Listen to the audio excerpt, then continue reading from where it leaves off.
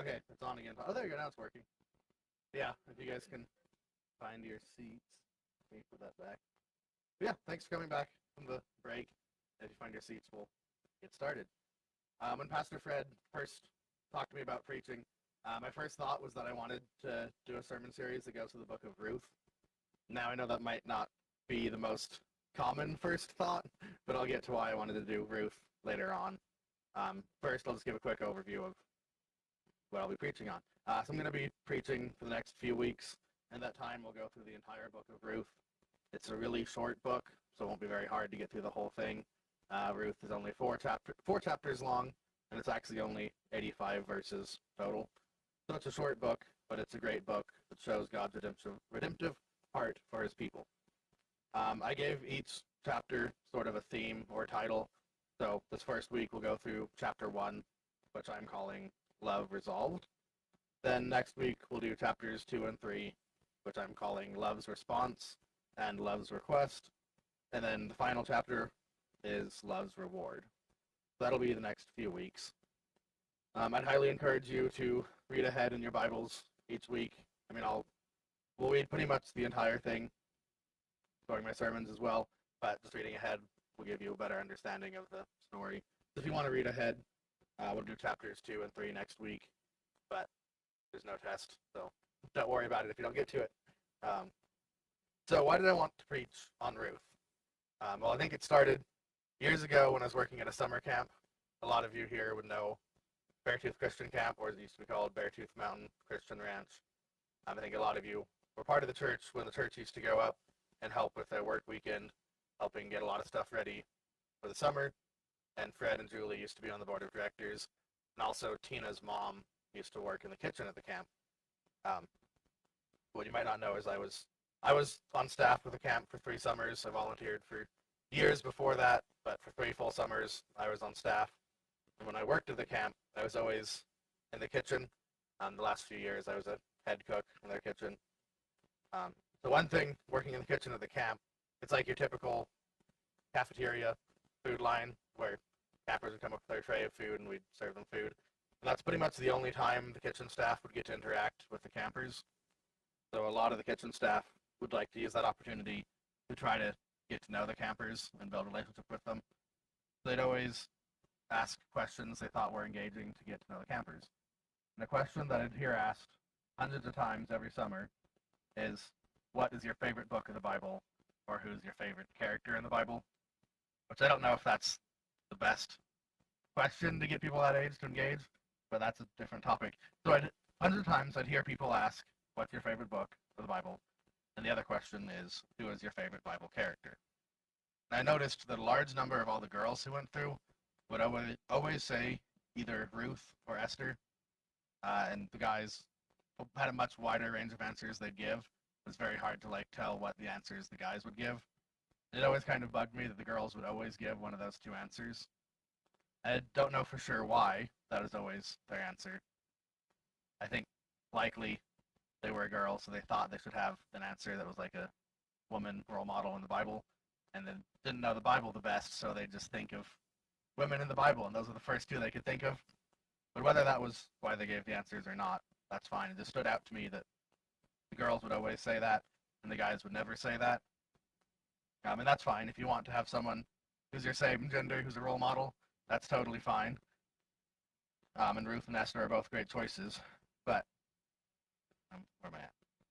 But, yeah, because the guys would never say it, I decided that if someone were to ask me my favorite book of the Bible, I was going to say Ruth, just to be different, because I like to be able to give answers that are different and somewhat unique.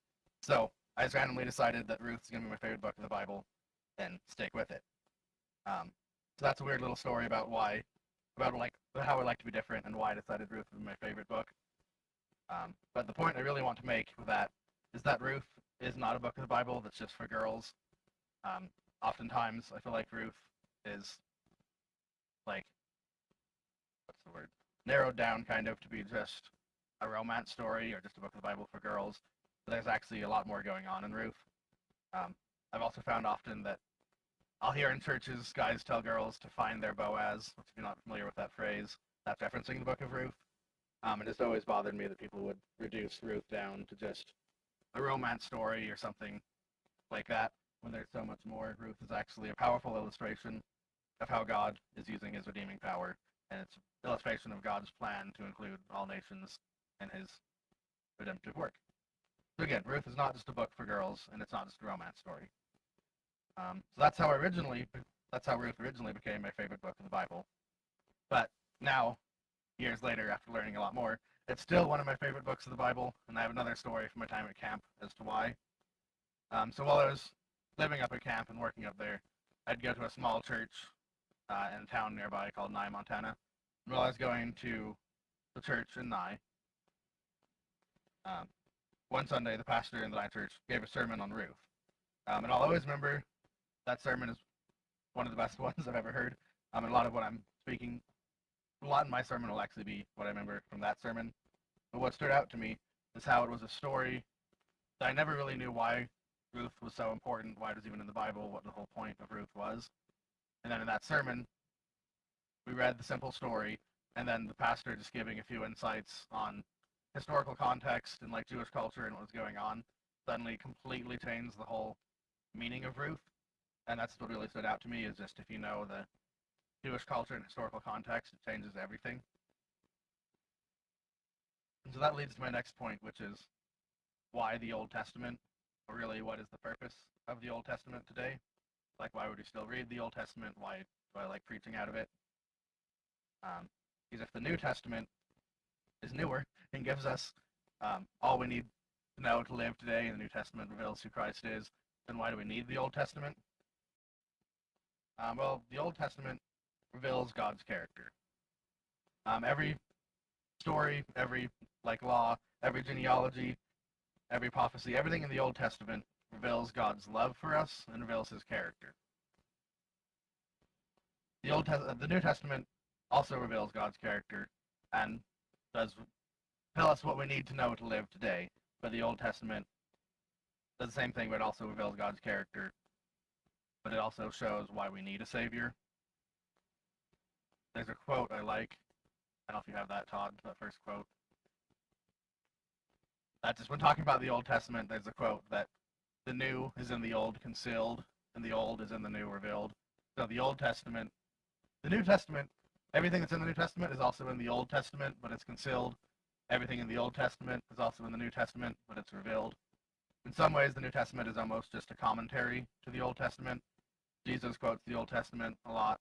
Paul, who wrote a lot of the New Testament, quotes the Old Testament all the time. And so it has the same purpose of revealing God's character. It just does it in a different way. For me, I kind of view the Old Testament almost like a treasure hunt of finding how it's revealing God's character. If there's a law, I don't just look at the law and we have to follow that, but see what is God's heart in that law and see God's character through that. So now we can jump into the book of Ruth. Ruth is a story that takes place in the time of Judges. Judges is both a book of the Bible, and it's also a time period in the history of Israel. The time of Judges was a time when Israel didn't have a king. Instead, they'd have different judges. So there's a cycle in the time of Judges where the Jewish people would be worshiping God and following his laws and living in a time of blessing and abundance. Then they'd turn away from God and start worshiping false idols. Then, as a result of that, there'd be a time of persecution, times of famine, things like that. Then they'd realize what they were doing. They'd go back to worshiping God, and they'd cry out to God for salvation, basically, from the persecution they were experiencing. And God would rise up a judge, and the judge would deliver the people from the persecution and point them back towards God. And there'd be a time of worshiping God and living in abundance again. There's that cycle that just keeps repeating in the time of Judges. So Ruth's a story that's happening in that time period, the period where there's lots of ups and downs in Israel. So let's look at Ruth. We'll start with Ruth chapter 1, just verses 1 and 2. I'm going to read it out of the New Living Translation, the NLT. That'll be up on the screen, or you can follow along in whatever version you have. So.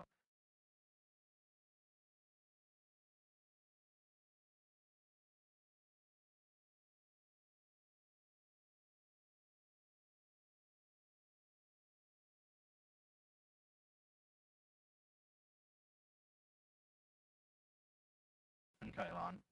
They were Ephrathites from Bethlehem in the land of Judah. And when they So a few quick things to break down. Elimelech and his family were Ephrathites, which pretty much just means they were from the region around Bethlehem. Israel was experiencing a time of famine, so as I mentioned in that cycle, they were in a time of persecution and famine and not worshiping the Lord. So you can see, yeah, okay. And then, so they went to Moab. I have a map too of where Moab is. Todd has that. There we go. So it's just helpful now. So they were from near Bethlehem, and they're going to Moab. The Dead you can actually see across the Dead Sea, so they could see Moab from Bethlehem, but they couldn't cross it, so they have to walk all the way around. So it's actually a long journey to get to Moab, even though it's not very far away. Moab was a higher elevation region with really good soil, so it was considered a high, lush plateau. So it was great for farming, and farming is what most people did. So they wouldn't have been in a famine. They'd have had plenty of food and lots of jobs from farming. But Moab is where the Moabites lived. Obviously, the name Moab, Moabites. The Moabites were descendants of Lot, and they were idol worshippers. The Moabites worshipped a false god, and they believed their false god required blood sacrifices, including human sacrifice. So it could be a violent and hostile area, and clearly they weren't following God. So Elimelech decided to leave the land that God had promised to his people, which was Israel, and go to a dangerous foreign land because it looked promising with its good soil. So we'll continue with Ruth 1, 3 through 5. Then Elimelech died, and Naomi was left with her 2 sons. The 2 sons married Moabite women. One married a woman named Orpah, and the other a woman named Ruth. But about 10 years later, both Mahlon and Chilion died. This left Naomi alone with her 2 sons and her husband, but without her 2 sons, or her husband. So what a tragedy that would be for Naomi and Elimelech. Naomi, Elimelech's wife. She was in a foreign land, away from her family, and likely away from her friends. Her husband and her children had both died. In Jewish culture, if a husband were to pass away, then typically the sons would help take care of the mother. But Naomi's sons are also dead. No one can provide for her. And it wasn't that women wouldn't work in that time. Women would do a lot of work, but typically the women didn't get paid. And then it was also widows were considered outcasts. They're kind of shunned. There's always the men in the family who would be the providers and protectors and that stuff. So without a man, it was really hard for widows to provide for themselves. Yeah, at that time a widow would barely be able to keep herself from starving to death and was considered helpless. There were some provisions in Jewish law to help care for widows and other desperate people, but it is still a very hard and bad life to be a widow, and the provisions that Jewish laws had for widows would be taking place in Israel, and she's living in Moab, so that doesn't help her in Moab at all either. So to recap some of the story, Elimelech and Naomi made a decision to go to this foreign land seeking prosperity, but they both end up in a horrible situation. Elimelech is dead, so obviously he's worse off, and Naomi is alone without family or support, and with few ways of protecting or providing for herself. It was a fate that she might have felt was even worse than death. Naomi also now has these 2 daughters-in-law, Orpah and Ruth. There is a Jewish tradition called Yibum, where, in that tradition, if a man were to get married and then died, typically his brother would marry the widow, and that would make a provision for the widow to be cared for, protected for, provided, and then also it would keep the inheritance within the family, and so the name would pass on, and the inheritance of the land they owned would keep passing on within the same family.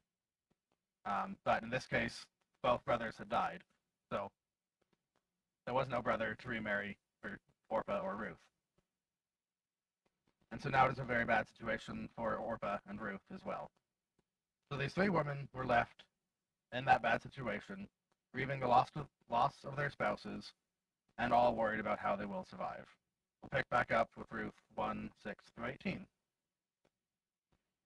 Then Naomi heard in Moab that the Lord had blessed his people in Judah by giving them good crops again. So Naomi and her daughters-in-law got ready to leave Moab to return to her homeland with her 2 daughters-in-law. She set out from the place where she had been living, and they took the road that would lead them back to Judah. But on the way, Naomi said to her 2 daughters-in-law, "Go back to your mother's homes, and may the Lord reward you for your kindness to your husbands and to me. May the Lord bless you with the security of another marriage." Then she kissed them goodbye, and they all broke down and wept. "No," they said, "we want to go with you to your people." But Naomi replied, "Why should you go on with me? Can I still give birth to other sons who could grow up to be your husbands? No, my daughters, return to your parents' homes, for I am too old to marry again. And even if it were possible, and I were to get married tonight and bear sons, then what? Would you wait for them to grow up and refuse to marry someone else? No, of course not. Of course not, my daughters. Things are far more bitter for me than for you, because the Lord himself has raised his fist against me." And again they wept together, and Orpah kissed her mother-in-law goodbye.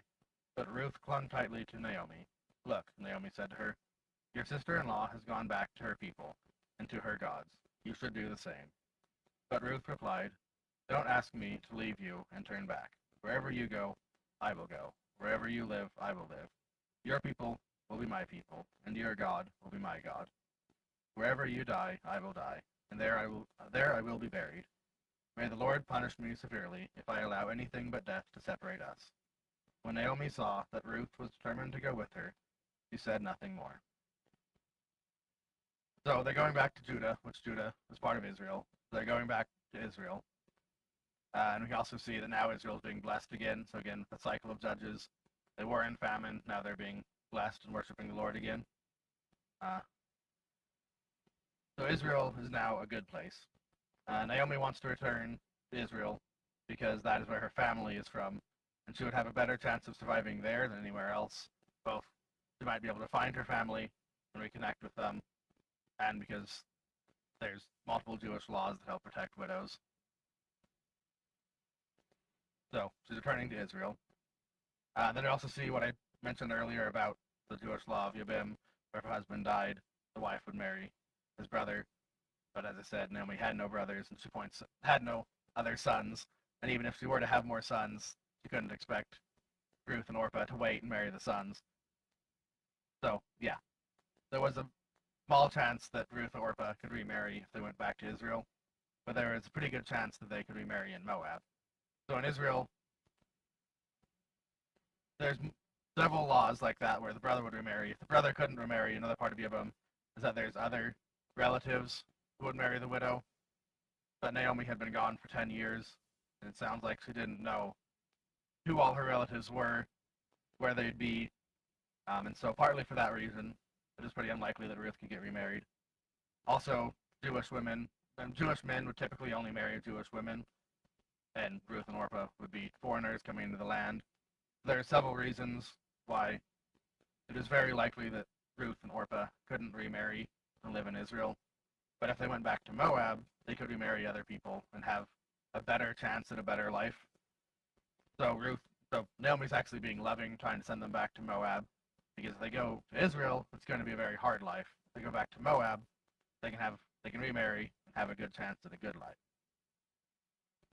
But Ruth made a choice. Ruth resolved to love Naomi, and importantly, she resolved to love Naomi's God, which is the one true God. And so that's where this chapter title, Love, Resolve, comes from. Ruth was resolving to love Naomi and love God. So a quick summary of Ruth chapter 1 is that Elimelech and Naomi had a choice to stay in a land of famine, but a land that knows God, or go to a land of plenty, but a land that does not follow God. They chose to go for the earthly reward, the easy choice, and go where there was good farming, meaning a good income, and a sense of earthly security. That choice ended up being bad.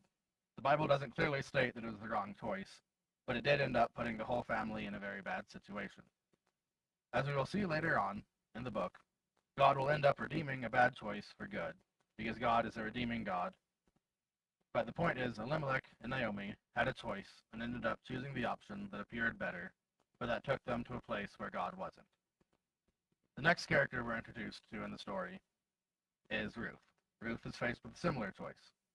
Go, marry a Moabite who worshipped an idol, and potentially have a comfortable life on earth. Or risk going with Naomi and convert to Christianity and follow God and live in a land that worships God, but risk living one of the hardest lives possible. Ruth did the opposite of Elimelech and Naomi, and chose to go with Naomi to take the choice that appeared harder, but led to the place where God was. Ruth chose to risk it all for God, and to risk it all to show her mother-in-law her love for her. So there's a lot more to come in the story, and this first chapter is just laying the groundwork for a great illustration of God's redemption. But there is also its own lesson here about choices. In our lives, we need to be choosing to go where God is, meaning where God wants us to be. We need to be seeking God in our choices, and we need to be brave enough and willing to go somewhere that looks terrifying if that is where God wants us to go. We need to be willing to lay down the possibility of a good life and follow God. We'll see later on in the book of Ruth that Ruth's willingness to do just that ended up in her having a great life. So following God doesn't guarantee that you're going to have a bad life. But we need to be willing to follow him, even if it does mean that, or if it does appear that it'll mean that. And so that's my application for this week. Look at your choices in your life right now, and look for where God is. Resolve to love, and resolve to go to where God is, despite how hard it might look. That's all for this week, and we'll continue on with chapters 2 and 3 next week. Also, I don't know if you guys noticed, and normally when Fred has a sermon, he puts sources down at the bottom of the insert. I didn't have that, so I just made a slide with some sources. If you want to look more or see where my stuff came from, there's some sources I used. And then, are you going to release them for... Okay, so Fred will come back up and get us ready for potluck.